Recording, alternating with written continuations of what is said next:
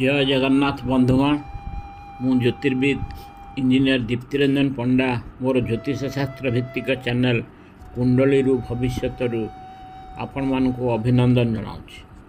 आज ज्योतिष शास्त्र भित्तिक आलोचन शेष भाग वर्तमान में यहाँ शेष भाग ये कहूँ 80टी अध्याय पर मु वास्तु विज्ञान उपरे परवर्ती अध्याय गुड़िक नेबी। तेणु आज शेष अध्याय थिला ग्रह रिष्ट खंडनर जो उपाय थिला शेषटा थिला रत्न विज्ञान माने को स्टोन केमती पिंधा जीव तार सूत्र कौन तारी उपर आज रत्न विज्ञान उपरे आमे ग्रह रिष्ट खंडन केमती हो पार से विषय आलोचना करवा। अधिकांश व्यक्ति अज्ञतारू हेउ बा आमर केतेक ज्योतिर्विद जहाँकर ग्रह रत्न केउ परिस्थिति धारण करा जाए से सब विषय ठीक ज्ञान नथिबारु भूल दिग्दर्शन दे लोक मान को विपदरे पकाई था।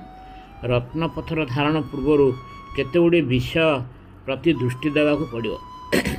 वस्तुत बहुत अज्ञ ज्योतिष से ही व्यक्तिंकर राशि देखी राशिर अधिपति ग्रह पत्थर व्यवहार कही था। यह संपूर्ण शास्त्र सम्मत नुहे कारण राशि अधिपति ग्रह जदि से कुंडली पे मारक ग्रह होइतिबे तेबे ताहा भल फल देवा बदल में खराब फल आहुरी बढ़ी सेमिति प्रायतः व्यक्ति जो लग्न जन्म होइतिबे सेही लग्नाधिपति व्यक्तिंकर कुंडली रे निश्चिंत भाव जोगकारक ग्रह। तेणु लग्नाधिपति ग्रह रत्न धारण राशि अधिपति ठारू लाभदायक किंतु एपरि भी होई पारे लग्नाधिपति उच्चस्थ होइतिबे डिग्री बल भी भल थिबो से क्षेत्र में दुर्बल अन्य जोगकारक ग्रहंकर रत्न धारण करी तांकर रश्मि शरीर में प्रवेश कराई ताकू सबल करा जाई पारिबो। 3 प्रथम जन्म कुंडली कारक और मारक ग्रह बाछिबा को पड़िबो। मारक ग्रहंकर रत्न आदौ धारण करने उचित नुहे कारण से कले से ग्रहंकर मारकत्व बढ़ी जावा फल भल बदल में बहुत क्षतिकारी थांती। केवल जो कारक ग्रह दुर्बल बा अस्त अवस्था थांती तांकरी रत्न पिंधिले से आहुरी भल फल दे पाइबे। कौन सी जोगकारक ग्रह भी जदि त्रिक स्थान अर्थात षष्ठ अष्टम द्वादश एपरिक तृतीय स्थान भी भल स्थान नुहे जदि से गुड़ाक जोगकारक ग्रह थांती सेठे मध्य रत्न पत्थर पिंधिया को कहुई पारिबो नाही। आहरी केते जन ज्योतिष दशा अंतर्दशा को देखि रत्न परामर्श देइथांती ताहा मध्य शास्त्र सम्मत नुहे कारण दशा अंतर्दशा सदा बेले बदलु थाए। जो ग्रहकर रत्न धारण हेबो ताहा सदा बेले धारण करिया को पड़िबे। केते जन ज्योतिष ग्रहंकर गोचर चलन को देखि रत्न पत्थर धारण करिया को परामर्श दे ताहा मध्य भूल। गोचर किछि दिन परे गोचर से ग्रहंकर से पीरियड सरीगला परे से पत्थर खराब फल दब। बर्तमान आम आसवा रत्न पत्थर केमती क्वालिटी का बाबा रत्न पत्थर जो ग्रह मान प्रतिकार से सब कौन रत्न पत्थर विषय आम टे जाना दरकार। क्यों ग्रह क्यों रत्न पत्थर से जाना दरकार। रत्न पत्थर क्यों धातु तैयारी हवा कथा आम समस्त धारणा जे सब सुनार तैयारी कर भूल आम आलोचना करवा परवर्ती पर्यायर। रत्न पत्थर भी क्यों आंगुली रे मुदी करी पिंधा दरकार कहीं कहीं लकेट करी बेकरे झुलाई था किंतु अधिकांश समय सार्ट शाढ़ी इत्यादि भितर ता थिबारु रश्मि प्रवेश रे बाधा सृष्टि करिଥାଏ। मुदी ही सबुठारु भल उपाय। रत्न पत्थर मुदी केउ हाथर केउ आंगुठी रे पिंधा दरकार ताहा भी जानिबा दरकार। केतेक ज्योतिष पुरुष मानक क्षेत्र में दक्षिण हस्त और महिला मानक क्षेत्र में बाम हाथ रे पिंधिया को परामर्श देइथान किंतु से महिला बा पुरुष हो तार जो हस्त बेसी व्यवहार हुए से ही हस्त धारण करवा एकदम ठीक। जड़े बाम व्यक्ति जे सब काम प्रायतः बाम हस्त करती निजर बाम हस्त धारण करवा उचित। सेमिति रत्न पत्थर केउ बार केउ पक्ष बा केउ तिथि धारण कले उत्तम ताहा मध्य जानिबा आवश्यक। षष्ठ रत्न पत्थर ओजन केते रति बा क्यारेट केते हेबा आवश्यक यह पुरुष स्त्री बा पिलांग पाई ओजन भिन्न भिन्न। यह व्यक्तिर ओजन को नहीं कि आमे रत्न पत्थर से अनुसार आनिबा दरकार। आगरू रत्ती ओजन चलूला किंतु एबे विभिन्न जगार रत्तीर ओजन भिन्न भिन्न आजिकल क्यारेट रत्नपथर ओजन करा जाउछि। प्रायतः आम जाचु एक रत्ती हूँ 182 मिलीग्राम बा एक रत्ती तार जो यूनिट कन्वर्सन जो होची गोटे रत्ती हूँ 182 मिलीग्राम आ गोटे रत्ती हूँ 0.91 क्यारेट। एक क्यारेट हूँ 200 मिलीग्राम 5 क्यारेट हूँ 100 मिलीग्राम बा पाखपाखि 1 ग्राम। केतक ज्योतिष पुरुषों 5 क्यारेट महिला 4 क्यारेट और पिला 3 क्यारेट कही था। आउ केतक ज्योतिष व्यक्तिर ओजन को नहीं सही हिसाब से कही था। यहीपरि ओजन को 10 ରୁ 12 केजी को गोटे क्यारेट पत्थर दरकार। तार अर्थ जदि जनकर ओजन 60 केजी तापाई 5 बा 6 क्यारेट ओजन पत्थर यथेष्ट। मो मतरे ओजन अनुसार आम रत्नपथर व्यक्तिर ओजन को नहीं रत्नपथर से क्यारेटर किणिले बहुत भल। मुदी तैयारी सरिया परे निर्दिष्ट 12 पक्ष और तिथि रे से निर्दिष्ट ग्रह को पूजा करी मुदी को धारण करिया दरकार। मासकर अंततः थरे से मुदी रे थिबा रत्नपथर को सफा करने आवश्यक।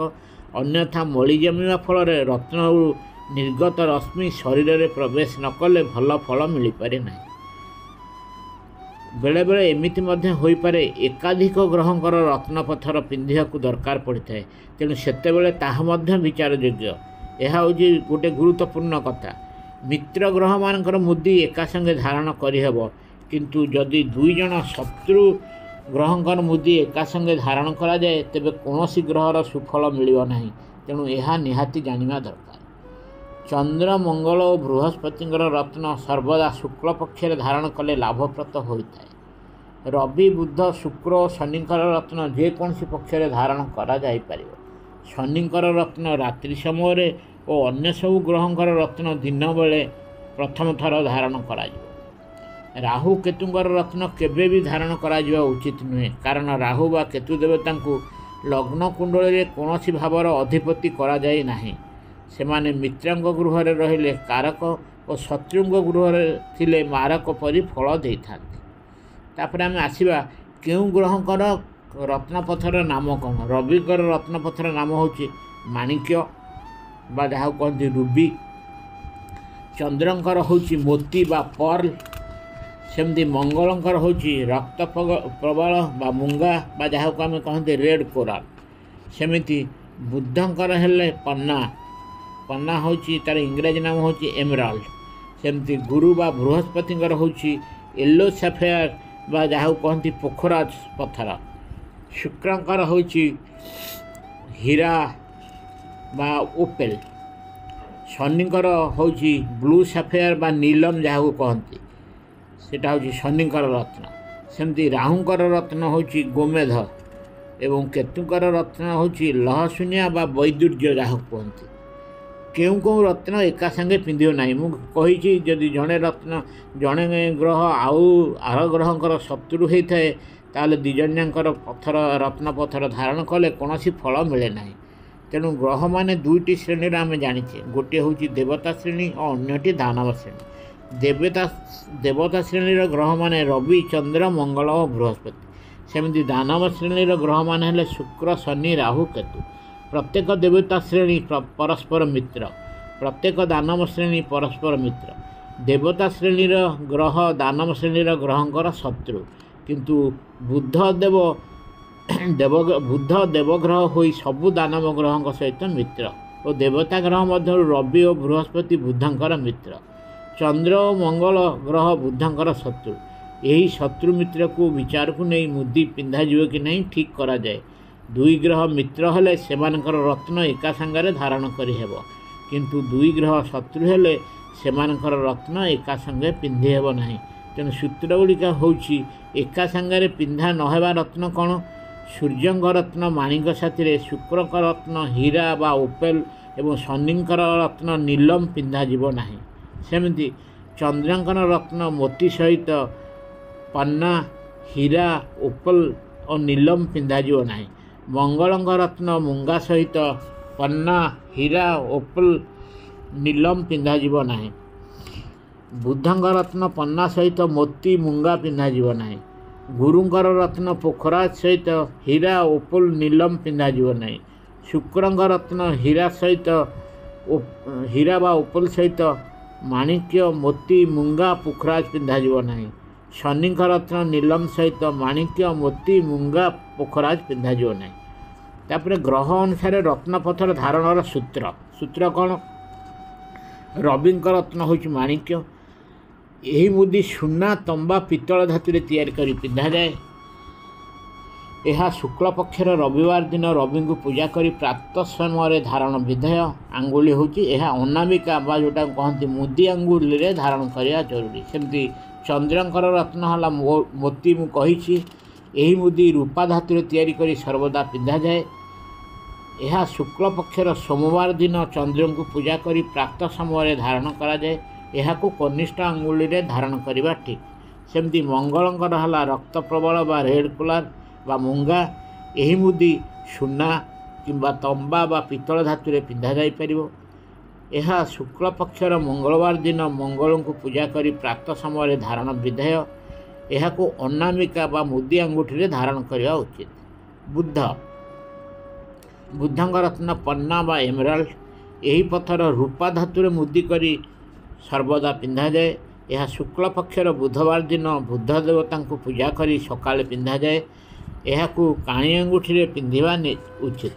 गुरु गुरुंकर रत्न होची पोखराज बा येलो सफेयर यही पत्थर को सुना तंबा पितल धातु रे मुदी करी पिंधा जाए।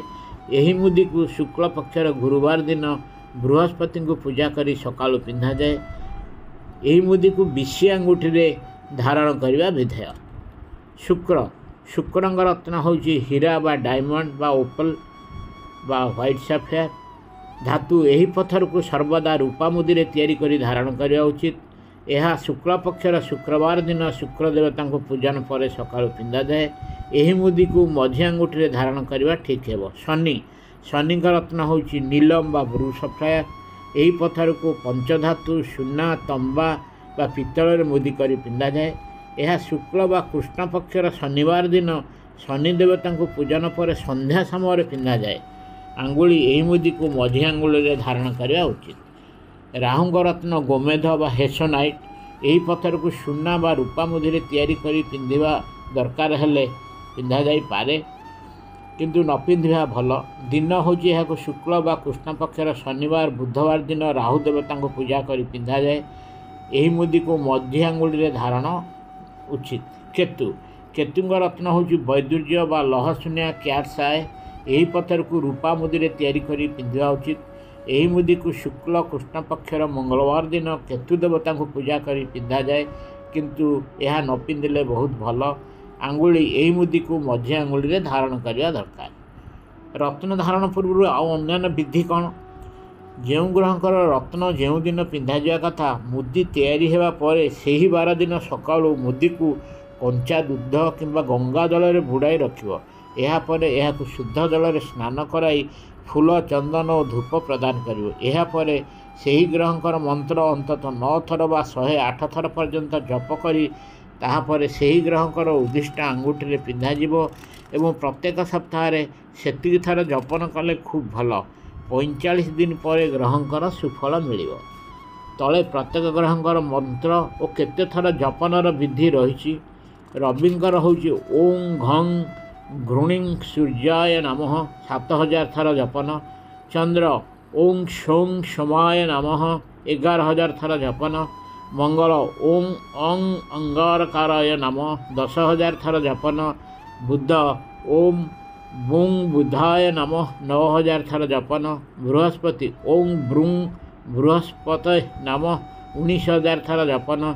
शुक्र ओं शुं शुक्राय नमः 16000 थर जपन। शनि ओं शं शनिश्चराय नमः 23000 थर जपन।